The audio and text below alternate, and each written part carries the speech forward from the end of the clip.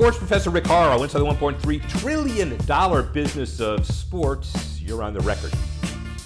Morphed back 50 years ago, almost to the day, a neophyte kid just trying to get through Harvard Law School, but enjoying sports. Hockey fighting, criminal law, great topic. I proposed to a third-year criminal law professor for sponsorship, except two things, he said. There is no such thing as sports law, and if there was, we don't teach it. Well, a bet, a win, a squash game later, that's another story for another day, able not only to get the paper done, but start on my passion. And years later, by the way, 480 schools teaching sports law, business, administration, politics, and the like. And over 95% of the Big Five sports teams have sports lawyers directly or indirectly involved in them. Certainly has come a long way. I'm excited and honored to bring my Harvard law education and background in teaching to this business over the last 50 years. The books, Sport Business Handbook, and otherwise. And most important, my dynamic partnership with CCON, Sports Entertainment Innovation Conference, every year in Las Vegas, but also other partners, USA Today, FinTech, and a few other exciting announcements to be done down the road. Bottom line is, the pandemic certainly changed the way we think about sports. Clearly the ultimate appointment viewing, but from the business, shared information, best practices, survival of the fittest, and creativity, and all of those issues are on display with some of the thought leaders you have heard from and will continue to hear from every week. A look back, a look forward, what are the trends, how do we survive and thrive from the pandemic? All of those issues brought to the table with some of my friends in the business who are the best and the biggest thought leaders. Have done it for years in the past, will continue to do so. Hopefully, you will continue to join me. Thanks again. Sports professor Rick Horrow, inside the $1.3 trillion business of sports. We're on the record. We do this every week, as you know, with icons of the game. Here's an icon of the game. We're going to have some fun. He is a world champion, or at least one of the best in history, ski jumper. He also was a stadium consultant, a popular Scandinavian commentator for Super Bowls, a whole host of things. Oh, and by the way, just a little fact, first pure kicker in the history of the Hall of Fame, inducted in 1991. We're going to cover all of that. Someone I met for the first time a couple of weeks ago, fell in love with his story. He gave us some time, and we're glad to have him. Jan Stenerud, thank you very much for doing this, my friend. Rick, that was a great opening, but I'm gonna change a little bit. All right. I was a good ski jumper. I wouldn't call myself world class. I did have the second longest jump in the Junior National Championship in Norway, 1962, and that was a national sport. So that makes me pretty good. Probably not world class, but I was one of the most promising junior jumpers in Norway in the early 60s. Yeah, listen, here's the deal. This is my show. You stick to kicking. I'll stick to exceptional pontificating. You're a world-class figure or a ski jumper, as far as I'm concerned. Run with it. Be happy with it. You got a great story. So you're born in Fetsund, Norway on November 26th of 1942. Did anybody ever have any inclination in the earliest moment possible that you would kick in the NFL for 19 seasons and be in the Hall of Fame? Well, the American football did not exist, of course, where I grew up, so I don't think so. Now, we started playing soccer in the backyard when I was 4 or 5 years old. My dad had a goal in the front yard, one in the backyard, and we always played soccer. And I played on the first team when I was 7 years old, and I kept playing until I was a junior. I was 19 years old, but then skiing was my main sport. But in the summertime, it was soccer almost every day. Yeah, and of course, and there was no football of any kind, American football, on even in television in the clearly in the 50s. Yeah, not at all. But America, though, had always fascinated me. I tell you why. I had an uncle and aunt that immigrated to Buffalo, New York in 1921. That's not a while ago. And when I was 4 or 5 years old, they came back. Of course, they come back before that too, a few times. And my uncle and aunt were talking about the big skyscrapers in New York and the fancy cars and all the stuff that exciting for me there as a 5, 6 year old. And so I always, so the seed of America, how great it was planted in me, when I was very young. But as far as American football, it wasn't until I came to Montana State and saw a football game for the first time. Actually, that is not quite true. On the way to Montana State in 1962, I stopped and saw my aunt in Buffalo, New York, and a guy called Larry Felser, who was a sports writer for Buffalo Evening News. Right. He took me to a game on the way to Montana State in 1962. My aunt worked for the Butler family, who owned the Buffalo Evening News newspaper, and that's how that came about. And I just saw some big people running into each other, didn't understand the game at all, but that was my first introduction to American football.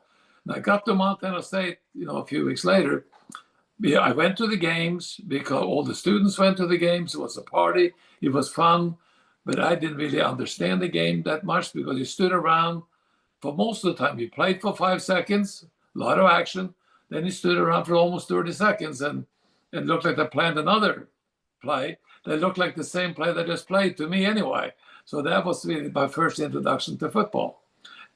And it wasn't until I started fooling around kicking the football, but part of my workout for the ski season a couple of years later, that I realized that this game was something special.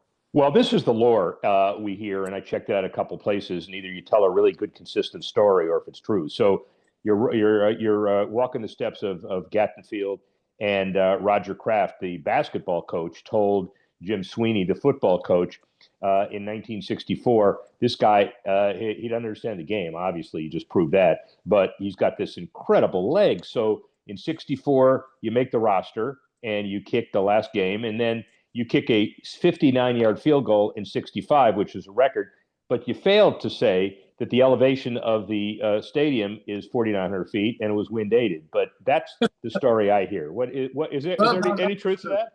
No. Every my freshman year, so I ran the stadium steps all the time in the fall, almost every day. That was part of my workout to get ready for the cross country racing and the ski jumping, which is what I enjoyed. But I had to do two things. So, unbeknownst to me, the basketball coach Roger Kraft has seen me kick a few times. I started out with the other kicker; he kicked with a toe, and after a few people with a toe, I asked the other kicker, "Can you kick with the side of your foot?" There were two of us on the field. And he said, yes, you can. There's a guy in Buffalo, I found out later, that was Pete Goldback, right. 1964. So I came up with a couple of steps that I thought was comfortable. He said, you can take a couple of steps. So Roger had seen this several times. And he ran over to the football coach, and his first answer was that, what the heck does a basketball coach know about kicking the football? So that kind of didn't happen right then. But then a couple of weeks later, that Roger had spoken to Jim Sweeney. The team was working out in the stadium before the last home game my junior year, 1962. And I was on the stadium steps. I was hardly aware of the team being down there. But all of a sudden, I hear this voice yelling, "Hey, skier, get your butt down here. Here you can kick." So he had it actually try to kick off in front of the whole team. And it wasn't too wind-aided on that tryout. I then put the ball to the tee before. And it was a break because it was a light practice on the Friday. I put the ball in the tee, lined up for a kickoff. It says you take a running start, you hit the ball downfield as far as you can. Kick for the 40-yard line. I topped the first ball a little bit. They went like the squib kick. And the guys were laughing a little bit. And the coach Sweeney says, well, try one more. So I teed the ball up a little differently. And this one went through the goalpost and into the seats. That's a hell of a better story, man, than the one I told. And this one probably has some element of truth to it. Can you do that again? And I said, so I teed the ball up and I kicked a couple of more. I'm not sure if they went through the goalpost. They ended up in the seats. And the big football players started clapping and yelling and screaming. And that's when Sweeney put his arm around my shoulder and he says, young man, what are you doing tomorrow? And I said, no, I'm going to the game. And they said, I'd like to go to pre-game. And he explained to me that I wasn't eligible. He wanted me to be used to the crowd. Now, a full crowd at Montana State was 8,000 people. I didn't mention to him that I ski jumped in front of 80,000 in Holmenkollen, the most famous ski jump of the world in Oslo, a few years earlier. But that was the beginning. He wanted me to get used to the atmosphere. So then after that game, he wanted me to go out for spring practice the next spring. Well, and listen, you could say the rest is history, but it's an amazing story that most people obviously don't know. So fast forward for a second, obviously with the Chiefs, 67 through 79, a prolific career, Super Bowl IV, 3 field goals there. The Packers, the Vikings. The one thing that's interesting from my perspective is, yeah, you know snow because those 3 teams probably represent the most tundra-laden cities in North America, or at least in America. And was it just coincidence that you ended up with 3 of the coldest weather teams in the NFL? I think so. What happened was in Kansas City, my 14th year, of course, by that time, but I had a good career. And Nick Lowry turned out to be a really fine kicker. We had a pretty spirited training camp, and I felt I was going to make the team. But Marv Levy decided to go with the younger guy, and I don't really blame him. He was 15 years younger, so he made the change. Now, one thing that Marv had changed on me, had been a special teams coach for a few years. He wanted me to kick the ball a lot higher on kickoffs, for example. Hang time was a big thing with him. So when I was let go by the Kansas City Chiefs in my 14th year, the phone didn't ring. I didn't hear from anybody. And I went out to the stadium, kicked a few times because I thought probably some other team would pick me up. But they seen me kick off the last couple of years, and the ball ended up on the 5-yard line instead of the end zone. But that was on purpose. So Bart Starr got in trouble. He was the head coach in Green Bay. There were 4 games to go the next season. And Bart Starr calls me up. He gets hold of me and says, "Can you still kick? I have some real trouble with my kicker." And I said, "Yes, I think I can." So I went up there, played 4 years. And then the last game was in Detroit, and I kicked pretty well. And Bart came back of the plane where we were sitting, and he said, "I want you to come to camp next year." And I said, "Coach, I went through that in Kansas City last year. I thought I could win the spot, but the coach decided to go with the younger man, 15 years younger. I really don't want to go just as insurance." And Bart Starr, the greatest guy on earth, he said, "If you are yes, we're going to bring in kickers, but if you are the best kicker in camp, I'm telling you, you got my word, you will be my kicker." So they brought in 5 or 6 kickers like they did in those days, and I won the job, and that's how I ended up with Bart Starr for 4 years and had great years. But so that's how I ended up in Green Bay. Now, they didn't take care of the footballs that I do today. We didn't have kicking balls. We kicked the game ball. It doesn't compress quite as well as the kicking ball they use today. So being in the cold weather there, but there was no warm-up nets on the sideline. So the cold weather, I guess I just stayed stretched and just stayed warm. When it said field goal, I went in. And of course, the timing was such. We start breaking the punters in as holders. Before that, we only kicked for 3 or 4 minutes on Friday afternoon. In Kansas City, the quarterback, Len Dawson, was the holder. He didn't have time during the week to hold the ball for me. The center was the snapper, of course. So in Green Bay, we start breaking in the holders. I got some more reps in practice. So the first full season up there, I kicked like 92%, almost 22 out of 24, and have a good career there. Well, Bart Starr gets fired. And you don't fire Bart Starr, but he got fired. After an 8-8 season, we scored a lot of points, but we had no defense to speak of, at least not good enough. So he was let go, and then Forrest Gregg comes in. He hadn't even seen me kick except from film, I guess. And he trades me to Minnesota, another cold weather. But that was indoor then. They had the Metrodome. Yeah, right. So I get in, and I'm 42 years old, and now I'm kicking indoor, and I make the Pro Bowl at 42. At that time, I was the oldest to make the Pro Bowl. But that was like stealing you kicking on artificial turf indoor. So it was a little bit easier. Well, listen, all of that's a great story. Obviously, a 6-time All-Star, the 4 Pro Bowls you talked about, including those AFL All-Star games. First pure kicker in the Hall of Fame. 91 induction must have been amazing. Blanda, Groza, Guy, and then Morton Anderson later, but all those guys had other jobs in essence as well. But there are 371 active people in the Hall of Fame. Why not more kickers? Well, go back a little bit. I was the first ever to be the finalist, and I was selected to be I was part of the silver anniversary Super Bowl team, 25-year, of course, team. Right. And the parade was in Tampa Bay. And right before I go down there to take part in that parade and be on that team, I got a telegram or some note from the Hall of Fame that I was one of the 15 finalists for the Hall of Fame. And I knew that there was no kicker in the Hall of Fame. Nobody's ever been considered. And I saw all the names and I thought, gosh, there is no way. And then while I'm down there, and they told me, where are you going to be? In those days, they announced it the morning or the noon press conference on Saturday morning. Now they're doing the honor show a couple of, they didn't have, Right. the NFL channel then. So I go to the parade. I haven't heard anything.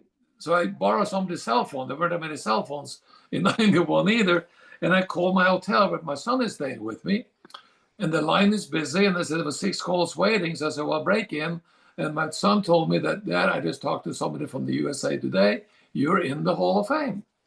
And I didn't tell anybody. And there were other people in that parade that did not get in. So that's how I really found out that I got into the Hall of Fame. And of course, Grossa was an all pro tackle. George Brand, I didn't like even to be called the kicker, as you all know. He threw over 250 touchdown passes.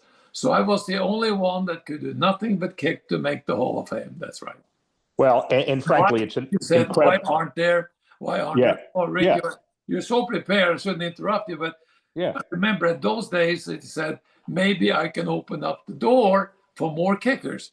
Well, it took 17 more years before we got in. Well, you opened up Morton's door, I will tell you this. And here's the other piece of this that's relevant as well. The average kicker today is making just a little less than $2 million, according to Forbes. Harrison Butker is over 6. Tucker and Elliott are over 6. Do you get the feeling you were born a little too early? When I came to camp, I was drafted by it. So what happened? We talked a long time, and you kicked about a 59-yard field goal, and I failed to tell you how win-aided it was. That turned out that was the longest kick in history of football. It broke the pro record by 3 yards and the college record by 5. And that's how the Chiefs heard about me. And unlike the draft today, a couple of weeks later, the athletic director said, there's a telegram for you on my desk from the Chiefs. Why don't you come by and pick it up? I'd been lying there for a couple of days. And that's how I found out that I was picked as a future draft choice of the Kansas City Chiefs. And he said, take the telegram, go into Sweeney. He would explain the AFL, NFL, and the whole bit. So he decided, Sweeney talked me into staying in school one more full quarter because he thought I could become a pro. And I said, a pro? And I'd be drafted, of course, by the other league as well. I said, you mean you get paid for kicking the football? And he said, yeah. So anyway, I ended up being drafted by Atlanta. I got one more full quarter, I was graduating, and I went with Atlanta Falcons. The choice was, do I go to maybe the best AFL team or maybe the newest or the worst NFL team? I picked Kansas City because of Lamar Hunt, Hank Stram, Bobby Betting. So now, because I'm drafted by 2 leagues, I may be talking about money. That's what reminded me of this story. I signed a 5-year contract for $248,000. And I thought that was a heck of a lot of money in December of 1966. And I came to camp. Hank says, as long as I'm the coach, you're going to be the highest paid kicker in the league. And I think I was between 1967 and 1985. I remember. I got up to about 360 or 70,000, which I thought was pretty darn good. I remember some. Today, I made about $7 million. Yes, I remember some of Gary Apremian's conversations with Joe Robbie about money and all of that. And I remember there is a real gap between the quote-unquote position players and kickers. Because we only have a few minutes left, and this is important from a business perspective, let me get some opinions about the business side of the world from your perspective. The NFL International has made great strides. Germany, Mexico, Australia, Dublin, obviously, UK. Do you think how much progress has been made from the NFL awareness in the Scandinavian countries? Do you think there'll ever be a regular season game there? Well, to me, I went to one of the early games in Wembley Stadium. I think that was the first place they had it, the U.S. Of the American football. The stadiums were always packed because to me, I kind of thought the big circus is coming to town once a year. So, so you fill up the stadium. I didn't think it was going to be much more than that. And I still don't really understand why they want to put a team in Europe. I don't know how that's going to go, but I guess streaming, I don't really understand too much of the income, streaming television income. I guess it makes for even more income, but it's a hard time for me to envision a team based someplace in Europe. If only one team, two team travel, all this stuff. I think it's great for the rest of the world to see the great game, Yeah. but I still think that's a long ways away. Yeah. Okay. That's fair. Looking at some of the other issues in the business, you, after your career, were a consultant for HOK, now Populous, very interesting as far as stadium issues were concerned. How do you think stadiums have evolved? The fan experience has become incredibly important. From your experience, you look at a stadium today, what do you see? Yeah, quickly. My firm was HNTB, and the people that worked for HOK, before I got there, they used to work for HNTB, which is a big engineering architecture firm, and they started HOK and Popular, so we were competing against them. Now, By the way, time out. I just want you to know that I've been in that business for a long time, and I got it wrong. So I'm no, sure that's some of perfect the because most of the people from HOK they yeah used to work with in HNTB. Kansas City. Remember that? And Yeah, it's like the old yeah. coaching tree. So I'm wrong. You're right. Continue. I'm sorry. No, Go ahead. so the sports complex in Kansas City was actually designed by HN. A couple of those people they Yeah. worked for HOK, so both firms took credit for it, Yeah. obviously. That's right. So it became a lot more fan friendly. Of course, they added luxury boxes, and also in the mid '60s. Before that, the multi-purpose stadium. They transformed they had baseball and football in the same game in the same stadium. That doesn't happen anymore. And I was hired because I could open doors and I could tell them a good story about HNTB, and we got a lot of business. It just more of a experience for the fans because the stadium, the sight lines, and all that.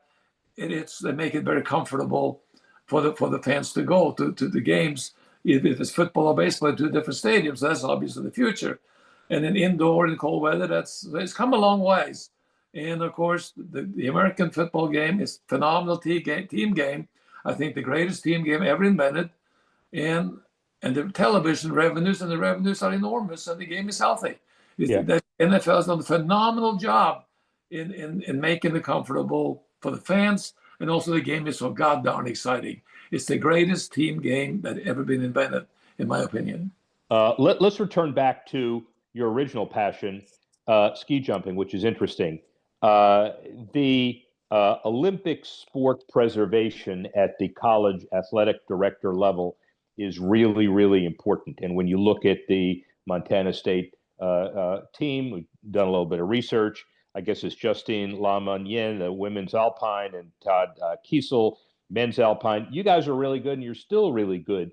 You're a little nervous that because of the NIL and the turbulence in college sports, that the so-called Olympic sports or niche sports in America are in a little bit of jeopardy? Well, I had never thought about that at all. But well, there are only about 32 or 33 schools or colleges or universities in America that have ski teams. So they got to go to those places where they have some ski hills. So Denver used to be the dominating team when I was in school. I haven't thought much about that. I think it's strange, this NIL. I don't like it, obviously, because the smaller schools have no chance to compete. Yeah. Because so in skiing, there aren't that many. I don't know if that will happen for a while in skiing because it's a minor sport in the United States in terms of college skiing compared to football and basketball. Yeah, I don't know that answer at all. I can't even begin to guess what's going to happen there. Well, something in the Olympics, obviously. Something's got to happen with it too. So, final question about the sport of kicking, the sport of football, and the athleticism of it. The pressures on a kicker versus other positions. Do you think that the best trait for you and your success was consistency, length, ability to handle pressure, or a combination of all of that? Well, it was a combination, but the thing has progressed so far. When I got into the league, the average was about 53% in percentage, and I got it up to the 70s right after a year or so. But also, you didn't practice the kicking at all. The fields were bad. We had a lot of kicks blocked because we kicked from closer to the yards of scrimmage. Now they're so good with the snap is really good. The conditions are good. So they've become